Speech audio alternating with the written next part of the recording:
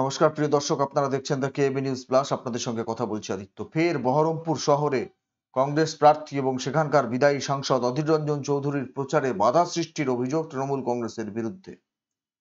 যেটা জানা যাচ্ছে সূত্র মারফত, সেটা হচ্ছে প্রত্যেক দিনকার মতোই অধীর রঞ্জন চৌধুরী বহরমপুর শহরে পদযাত্রা করেন এবং পদযাত্রা করার পর তিনি যখন বাড়ির পথে ফিরছিলেন তখন শহরের পার্শ্ববর্তী যে গঙ্গা, সেই গঙ্গার তীর থেকে কেউ তাকে বলে ওঠেন গো ব্যাক গো ব্যাক, তাকে লক্ষ্য করে বলে ওঠেন এবং স্বভাবসিদ্ধ ভঙ্গিমায় অধীর রঞ্জন চৌধুরী নামেন এবং নেমে সরাসরি তাকে জিজ্ঞাসা করেন যে কি হয়েছে, বলো কি ব্যাপার।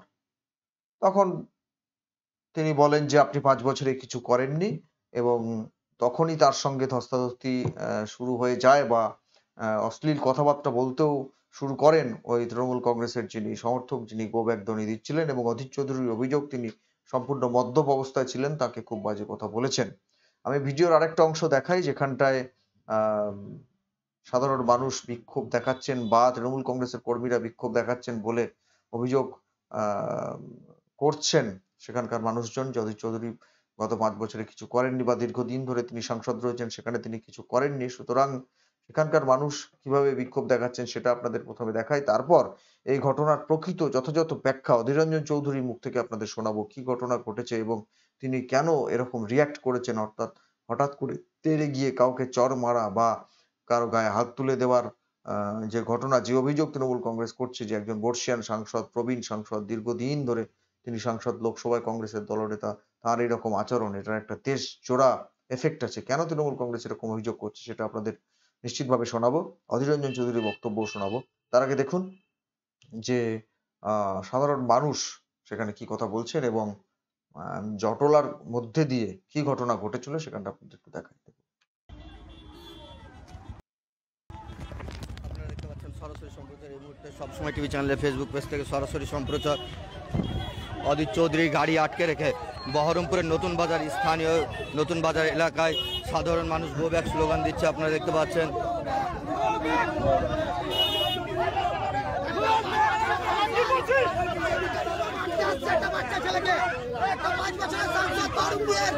অধীর রঞ্জন চৌধুরী গাড়ি থেকে নেমে মারতে আসছে, তদন্ত করুন, পাওয়া যাবে। এই হলবার মধ্যে তদন্ত করুন, চৌধুরী গাড়ি থেকে নেমে মারতে আসছে।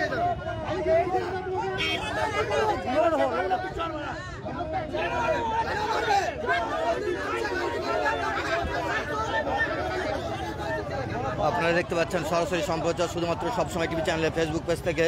এই মুহূর্তে আমরা রয়েছি বহরমপুরের নতুন বাজার এলাকায়। অধীর চৌধুরী গাড়ি আটকে রেখে স্থানীয় লোকজন গো ব্যাক স্লোগান দিচ্ছে। আপনারা দেখতে পাচ্ছেন সেই ছবি শুধুমাত্র সবসময় টিভি চ্যানেলে ফেসবুক পেজ থেকে আপনাদের দেখালাম। সাধারণ মানুষ সেখানে বিক্ষোভ দেখাচ্ছেন বলে যেটা বলা হচ্ছে সেটা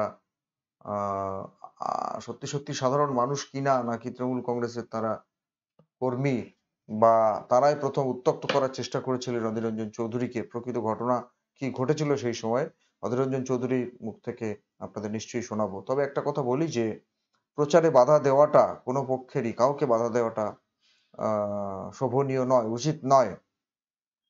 তার কারণ প্রত্যেকটা প্রার্থী নির্বাচনে সাধারণ মানুষের কাছে যাবেন, প্রচার করবেন, তাদের কথা বলবেন, মানুষ তাদের সবার কথা শোনার পর রায় দেবেন, যাকে ভোট দেবেন তিনি নির্বাচিত হবেন। আর অধীর রঞ্জন চৌধুরী একজন বর্ষিয়ান সাংসদ, দীর্ঘদিনের 5 বারের বিজয়ী সাংসদ সেখানে তিনি যদি প্রচার করেন, তাকে গো ব্যাক স্লোগান দেওয়া হবে, তার গাড়ি আটকে রেখে বিক্ষোভ দেখানো হবে, এটাও ঠিক নয়। আমি আসুন আপনাদের শোনাই অধীর রঞ্জন চৌধুরীর বক্তব্য থেকে। তিনি সত্যি সত্যি চর মেরেছিলেন নাকি তিনি কি করছিলেন, তিনি কেন এটা শুনে ওইরকম তেড়ে গিয়ে রিয়াক্ট করলেন, সে ঘটনাটা আপনাদের একটু দেখাবো। আপনারা শুনুন অধীর চৌধুরী কি বলেছেন, শুনুন। প্রচারে তো বেরিয়েছি, একের দিন একের রকম আমরা প্রচার করি। আজকে আমরা পদযাত্রা করেছিলাম গান্ধী কলোনি থেকে ওই বিটি কলেজ পর্যন্ত। পদযাত্রা যখন শেষ হয় স্বাভাবিকভাবে আমি তো বাড়ি ফিরে যাব, শহরের মধ্যে বাড়ি, তাই স্বাভাবিকভাবে ঘরমাক্ত হয়ে গেছিলাম, বললাম বাড়ি ফিরে যাবো, স্নান টান করবো, তারপর আবার আসবো যেমন এসেছি। কারণ আমার আবার প্রোগ্রাম আছে এরপরে সেকেন্ড হাফে জঙ্গিপুর, তারপরে আবার বহরমপুর, কোনো দিন এই চলে আমার। ওই জন্য বাড়ি ফিরে যাচ্ছি হঠাৎ করে গঙ্গার ধার থেকে, এই হঠাৎ করে চিৎকার, গো ব্যাক গো ব্যাক, তার সঙ্গে কতগুলো গালাগালি। আমি বিরক্ত নামলাম, কি ভাই কি বলছো বলো, নির্বাচন করা তোমাদের অধিকার আছে, আমাদের অধিকার আছে, কি পান্তামি হচ্ছে এগুলো, কি বলছো বলো? আপনি 5 বছর কিছু করেননি, তাহলে বস 5 বছর কি করছে তোকে বুঝাচ্ছেন। একবারে চুল্লু খেয়ে উল্লু হয়ে পরিষ্কার পরিচ্ছন্নভাবে তৃণমূল নেতাদের নির্দেশে আদেশে একটা বাধা দেওয়া এবং বাধা দেওয়ার মধ্যে দিয়ে বার্তা দেওয়া বহরমপুরবাসীকে যে আমরা মস্তানি যখন করছি প্রার্থীর বিরুদ্ধে, তখন আপনাদের বিরুদ্ধে করবো, অতএব ভোট থেকে আপনার বিরত থাকুন। 1, 2 নম্বর, কংগ্রেস করা চলবে না। ঠিক এই জিনিসই গত পৌর নির্বাচনে এখানকার টিএমসি করেছিল। শহরে আমি যেখানেই যাচ্ছি প্রচার করতে, ভোটের দিন ভোটের দিন তার প্রচার হয় না, যেদিন আমি ভোটের দিন যেখানেই যাচ্ছি, ভোটের আগেও আমি যেখানে প্রচার করতে গেছি, একটা সূক্ষ্মভাবে ষড়যন্ত্র তৈরি করে আমাকে ডিস্টার্ব করা, এই পথ অবরোধ করে, অর্থাৎ আমার গাড়ি যাচ্ছে, রাস্তায় বসে পড়ছে, গো ব্যাক স্লোগান। ভোটের দিন পর্যন্ত এই জিনিস হয়েছে, আমি কোথাও যেতে দিচ্ছে না আমাকে। তখন এখানে পুলিশ তাদেরকে মদত করছে, কিছু ক্রিমিনাল এসে রাস্তায় বসে যাচ্ছে, দাঁড়িয়ে থাকছে। গত পৌরসভায় এই দৃশ্য আমি দেখেছি, আবার এবারও ঠিক একই দৃশ্যে পুনরঅভিনয় করছে। অর্থাৎ নির্বাচনের আগে শহরের মানুষের কাছে একটা বার্তা পাঠিয়ে দেওয়া যে তৃণমূল সন্ত্রাস তৈরি করতে পারে, প্রার্থীকে যখন পেরেছে তোমাদেরকেও পারবে, অতএব কংগ্রেস করে লাভ নেই, এই বার্তাটা দিতে চাইছে খুব পরিকল্পিতভাবে। এইসব ছেলেরা হঠাৎ করে গো ব্যাক স্লোগান, 5 বছরে কি করেছে, এইসব এদের মাথাতে আসার কথা না। একদম পরিষ্কারভাবে চুল্লু খাইয়ে বলে দেওয়া হয়েছে যে এই জিনিস করতে হবে। এবং বহরমপুর শহরে যখনই আমি কোনো নির্বাচনী প্রচারে বার হব, এই জিনিসের পুনরাবৃত্তি আবার হবে। তাই নির্বাচন কমিশনকে আমার বলার দায়িত্ব বলেছি, আমরা যা যা করার চেষ্টা করছি। আমরা নিজেরা কোনো কমজোর ব্যক্তি নয়। গতবার নির্বাচনের দিন যখন বুথে ভোট লুট হচ্ছিল, তখনও তাদের সঙ্গে আমি ধস্তাধস্তি লড়ালড়ি করেছি, আজও করব। একদম পরিকল্পিত ভাবে একটা ভয় ভীতি, মানে কি বলবো আপনাকে, কালকে আমার একটা চড়ক পুজোতে নেমন্তন্ন ছিল, তারা মাইক ঠ্যাক রেখেছিল অযোধ্যা নগরে, যে একটা উদ্বোধন অনুষ্ঠান হবে, হয়তো একটা গান টান হবে, মাইক ঠ্যাক রেখেছিল। হঠাৎ তৃণমূলের তরফ থেকে মস্তানদের ফোন আসতে আরম্ভ করলো, অধীর চৌধুরীর জন্য যদি মাইক থাকে তাহলে তোমাদের বিপদ। সে বেচারি সাধারণ মানুষ, তারা ভয় পেয়ে মাইক ট্যাগ সরিয়ে দিল। আমি গিয়েছি, তারা অস্বস্তিতে পড়ে গেছে যে আপনাকে নেমন্তন্ন করে নিয়ে এসছি, অতিথি করে নিয়ে এসছি, অথচ মাইক রাখার ক্ষমতা নেই। আর কোনো ব্যাপার না, মাইক আর কি বলতাম, কেমন আছেন এটাই বলতাম, আপনারা ভালো থাকুন, ভালো আছেন এটা জেনে ফেরত যান। আমার ওখানে প্রতি বছরই যাই।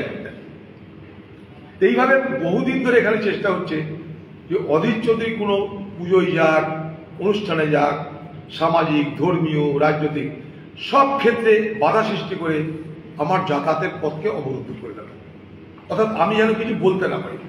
তৃণমূল এখানে আতঙ্কে ভুগছে, কারণ তারা জানে যে এখানকার মানুষ ওদের সঙ্গে নেই। মমতা ব্যানার্জি জানে, এবং মমতা ব্যানার্জির আদেশে নির্দেশে, তৃণমূলের আদেশে নির্দেশে এই রকমের গুন্ডামি এখানটায় হচ্ছে। গুন্ডামি মানব না আমি, কংগ্রেসও মানবে না, মোকাবেলা করে ভোট আমরা করাবো। এবং আবার বলছি, নির্বাচনের দিন যদি মুর্শিদাবাদ জেলায় একটা বুথ রিগিং করে দখল করতে পারে তৃণমূল, আমি রাজনীতি করা ছেড়ে দেবো, একদম রাজনীতি করা ছেড়ে দেবো। মস্তের কাছে মাথা নিচু করে, দুর্বৃত্তদের কাছে মাথা নিচু করে আমি অধীর চৌধুরী চললে বলা লোক না।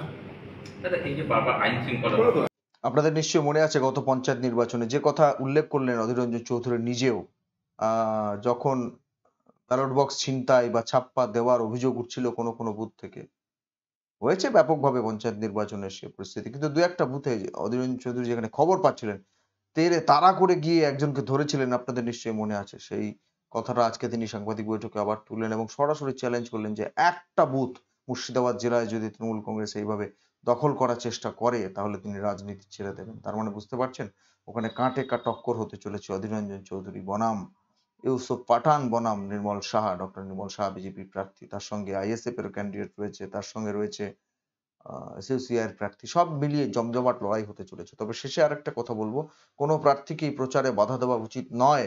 আর কেউ যদি মদ্যপ অবস্থায় কারো প্রচারে বাধা দেওয়ার চেষ্টা করে বা কাউকে ব্যক্তিগতভাবে কিছু বলবার চেষ্টা করে সেটা আরো অন্যায়। নির্বাচন কমিশনের উচিত গোটা বিষয়টাকে দেখা যে কেন এই ধরনের ঘটনা ঘটছে। আর একটা কথা নিশ্চিতভাবে বলবো আমরা নিরপেক্ষ সংবাদ মাধ্যমের প্রতিনিধি হিসেবে, যে দৃশ্যটা প্রথম আপনাদের দেখালাম ওই তেড়ে গিয়ে ধাক্কাধাক্কি করা বা কথাবার্তা বলা, অধীর রঞ্জন চৌধুরী একজন প্রবীণ সাংসদ, তারও বোধহয় আরেকটু ধৈর্যশীল হওয়ার প্রয়োজন রয়েছে।